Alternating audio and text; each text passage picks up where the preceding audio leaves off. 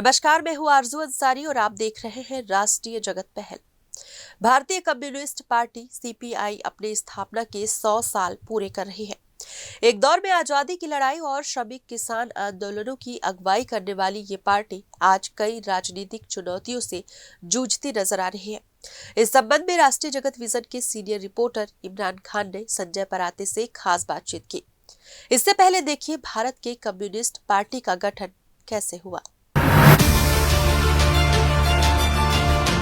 इसी सदी में अस्तित्व में आया राष्ट्रीय स्वयंसेवक संघ आरएसएस आज पहले से कहीं अधिक मजबूत स्थिति में है।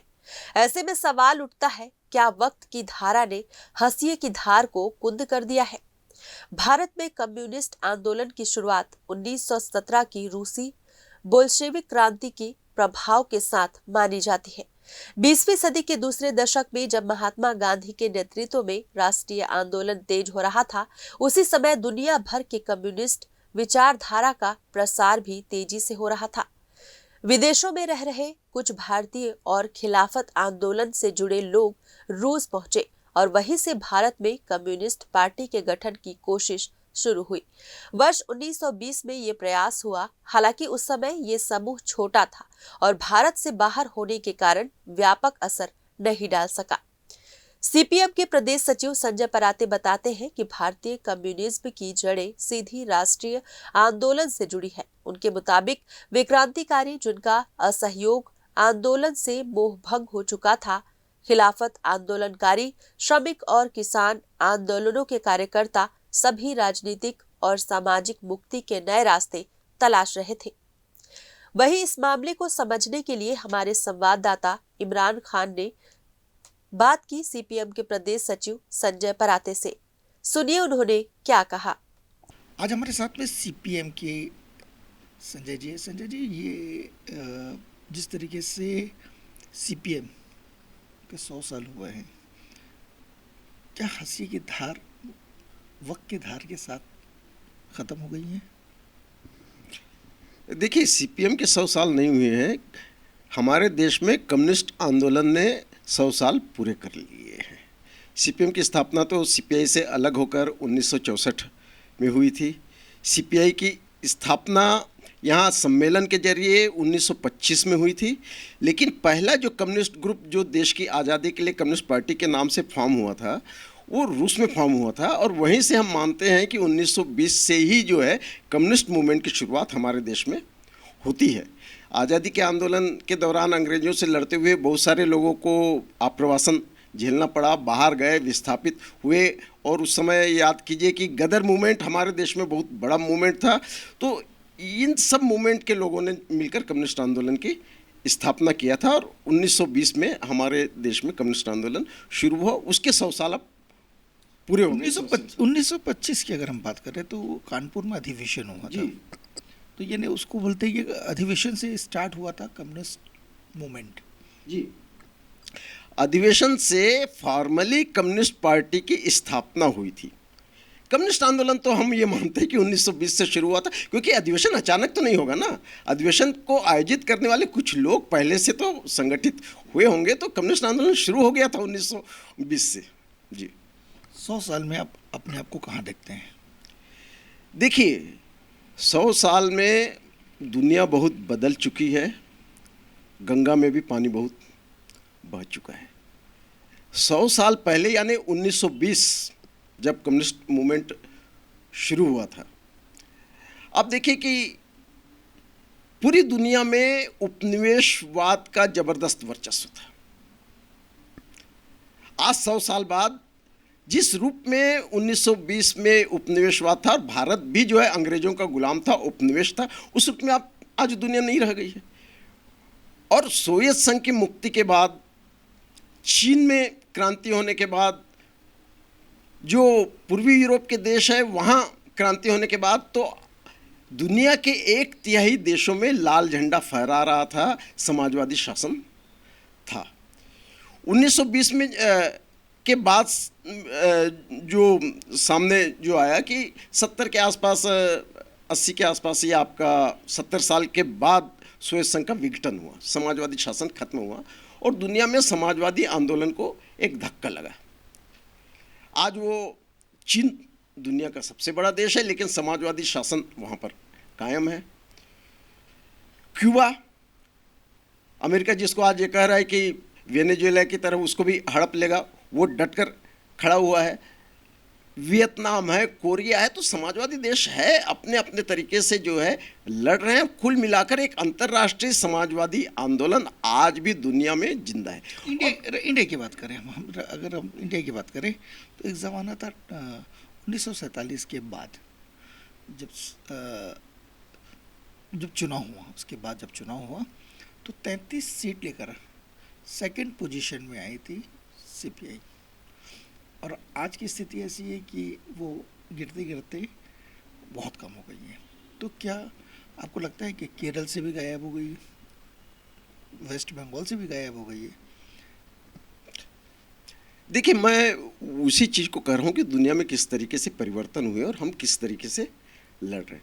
1947 में जब हमारा देश आज़ाद हुआ तो देश को आज़ाद करने वाली मुख्य धारा कौन सी थी, आप याद कीजिए। एक कांग्रेस थी, दूसरे जो है वामपंथी थे, और तीसरी एक और धारा थी जिसको इस देश के स्वाधीनता आंदोलन ने जबरदस्त तरीके से कुचल दिया था, वो आरएसएस था। आरएसएस ने स्वाधीनता संग्राम में कहीं पर भी हिस्सा नहीं लिया था, लेकिन वो जो एक सांप्रदायिक विचारधारा है उसका एक प्रभाव तो था।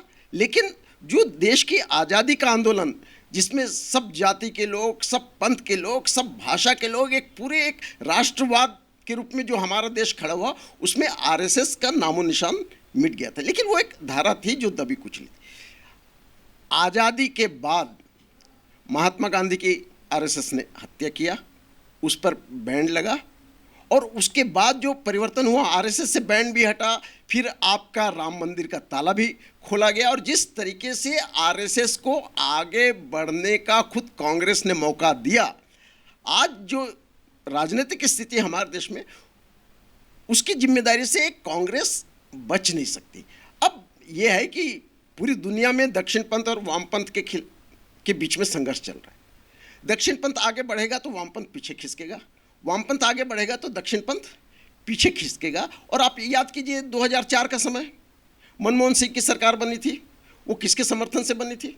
वामपंथ के समर्थन से। सबसे बड़ा ग्रुप कम्युनिस्टों का बनकर उभरा था, और इसी दौरान इस देश में मनरेगा का कानून बना, सूचना के अधिकार का कानून बना, और तमाम किस्म के जो है वो कानून बने जो आज भी लोगों के मौलिक अधिकारों की रक्षा करते हैं। इतना बड़ा काम जो है आज़ादी के बाद नहीं हुआ था, और उसके बाद ये जो सरकार आई है उसने फिर लोगों के अधिकारों को हड़पने का, दबाने का, खत्म करने का काम शुरू किया। तो किस तरीके से हमारी जो संवैधानिक संस्थाएं हैं, संसद है, न्यायपालिका है, चुनाव आयोग है, पंगु बनकर रह गई है, एक जेबी संस्था बनकर रहेगी, वो देख रहे हैं। तो पूरी दुनिया की तरह हमारे देश में भी असली संघर्ष तो दक्षिण पंथ और वामपंथ के बीच में ही है। ठीक है, आपको लग रहा है, हमको भी दिख रहा है कि दक्षिण पंथ आगे बढ़ रहा है, तो स्वाभाविक है वामपंथी ताकतें पीछे हटेंगी। और दूसरी बात, पूरी दुनिया के स्तर पर भी यदि वामपंथ और दक्षिण पंथ के बीच में संघर्ष है, तो साम्राज्यवाद तो नहीं चाहता ना कि वामपंथी ताकतें आगे बढ़े।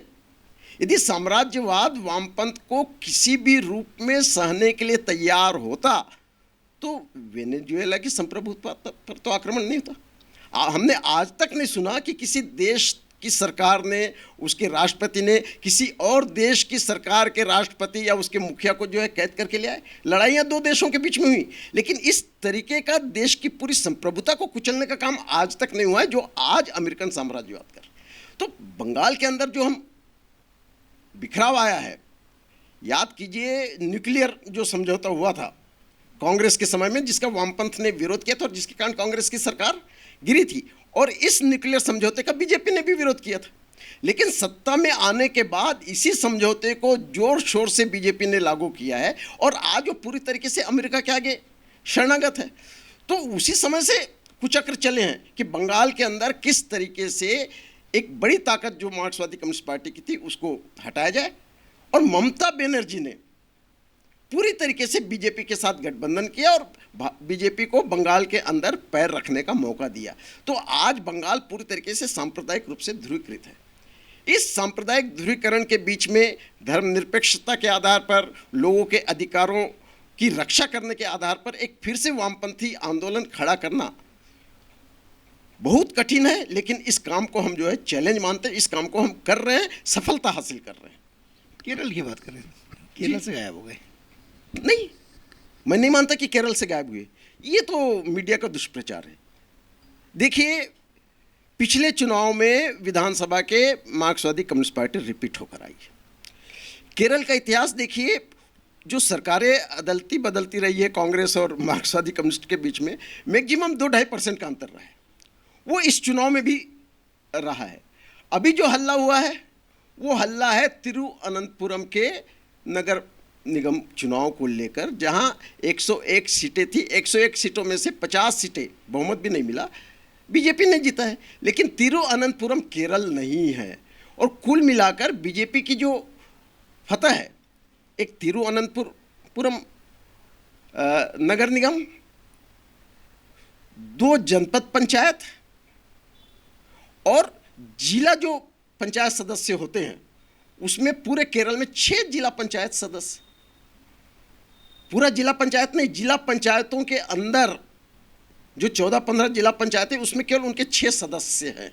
तो इस आधार पर यदि कोई बोले कि बीजेपी ने केरल फतह कर लिया, तो मीडिया मतलब दुष्प्रचार कर रही है, वो अपने गुमान में रह सकती है। वास्तविकता ये है कि केरल के अंदर कांग्रेस और भाजपा और ये आपके मार्क्सवादी कम्युनिस्ट पार्टी के बीच में संघर्ष है, और ये आने वाले दिनों में कांग्रेस को तय करना है। केरल में शशि थरूर ने बीजेपी को मदद किया, आप जानते हैं।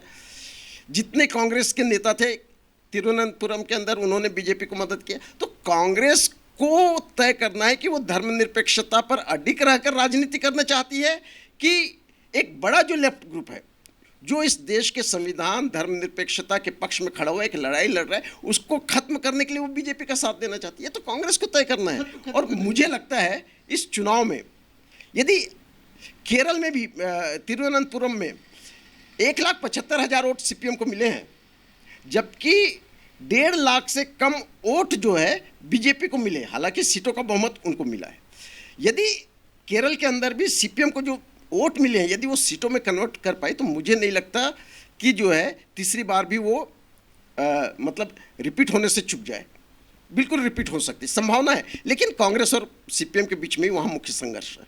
युवाओं की कमी देखी जा रही है। अब आपके यहाँ युवा नहीं है, लोग आना नहीं चाह रहे हैं, या तो बोलना चाहिए भाजपा और कांग्रेस में जैसे कि यूथ बड़ी संख्या में यानी वहाँ की सदस्यता ले रहे हैं, तो वैसे आप लोगों की पार्टियों में नहीं ले रहे हैं, तो उसका रीज़न क्या है?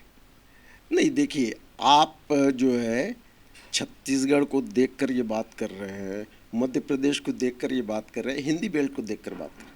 परंपरागत रूप से मार्क्सवादी कम्युनिस्ट पार्टी जहाँ पर मजबूत है, बंगाल के अंदर, ठीक है, सत्ता में नहीं है, या हो सकता है कि विधानसभा में इस समय कोई भी नहीं है, वो एक अलग बात है। लेकिन बंगाल, केरल, त्रिपुरा, तमिलनाडु, महाराष्ट्र, आंध्र प्रदेश, जहाँ परंपरागत रूप से कम्युनिस्ट आंदोलन मजबूत रहा है, वहाँ युवाओं की कमी नहीं है। बड़े पैमाने पर युवा आ रहे हैं, पहली बात। दूसरी बात यह है कि जिस तरीके से नई आर्थिक नीतियाँ हमारे देश में लाई गई और युवाओं के अंदर कैरियरिस्ट भावनाएं भरी गई, अब युवा केवल अपने करियर को देखता है। नौकरी में मैं कितने ऊंचे से ऊंचे पद में चले जाऊं, कितनी ताकत मेरे अंदर समाए, उस ताकत का मैं किस तरीके से गरीब लोगों को, कमजोरों को कुचलने के लिए यूज करूं, पार्टी के अंदर भी मैं किस तरीके से बड़े पोस्ट में जाऊं ताकि ज़्यादा से ज़्यादा पैसा बना सकूं। यही बात चल रही है ना, यही युवा कैरियर देख रहा है। तो चूंकि परंपरागत रूप से यहाँ उनका प्रभाव है, तो स्वाभाविक रूप से युवा बड़े पैमाने पर उनके साथ जाएंगे। लेकिन असली चीज़ ये है कि हमारे पास ताकत किस लिए होना चाहिए। महात्मा गांधी के पास ताकत थी, किस लिए थी, क्या उपयोग करते थे? अपने पैसे बनाने के लिए तो उन्होंने उपयोग नहीं किया, अपने प्रभाव को बढ़ाने के लिए कोई विज्ञापनबाजी नहीं किया। उन्होंने जो कुछ भी लोगों की ताकत उनके हाथ में थी, उसका उपयोग अंग्रेजों को भगाने के लिए और हमारे देश की जनता को उनके अपने अधिकारों को संगठित करने के लिए ही किया है। और यही बात हम युवाओं के बीच में ले जाना चाहते हैं कि यदि हम, एक व्यक्ति कुछ नहीं होता देश के सामने, यदि हम अपने देश को बनाना चाहते हैं, और देश को बनाने का मतलब केवल जमीन नहीं होता, इस देश में रहने वाले लोग वो 140 करोड़ लोग हैं, जिसमें हिंदू भी है, मुस्लिम भी है, ईसाई भी है, सिख भी है, और दुनिया का ऐसा कोई धर्म नहीं होगा जिसको मानने वाले लोग भारत की धरती पर न रहते हो। अगर हम बस्तर की अगर बात करें, काफ़ी विवादों में रहा, काफ़ी हो रहा है। अब तो बस्तर से लाल सलाम की जो गूंज थी वो भी कम हो गई है। लाल सलाम की गूंज कम नहीं होने वाली है, और लाल सलाम की गूंज को माओवादियों के साथ तुलना करके नहीं आंका जाना चाहिए। और केवल माओवादी लाल सलाम नहीं बोलते थे, मार्क्सवादी कम्युनिस्ट पार्टी, भारतीय कम्युनिस्ट पार्टी और इस देश में जितने भी कम्युनिस्ट धारा के लोग हैं खुलकर लाल सलाम कहते हैं। और आपको याद होगा कि मध्य प्रदेश ने एक मंत्री ने कहा था कि अब लाल सलाम नहीं चलेगा, तो पूरा सोशल मीडिया लाल सलाम के नारों के साथ भर गया था। तो लाल सलाम की गूंज कम नहीं हुई है। मैं ये भी नहीं मानता कि जिस तरीके से नक्सलियों को कुचलने के लिए ऑपरेशन चलाया गया है, ठीक है, उनकी सांगठनिक शक्ति को आप कम कर सकते हैं, लेकिन एक वैचारिक रूप से नक्सली विचारधारा खत्म हो जाएगी, वो संभव नहीं है।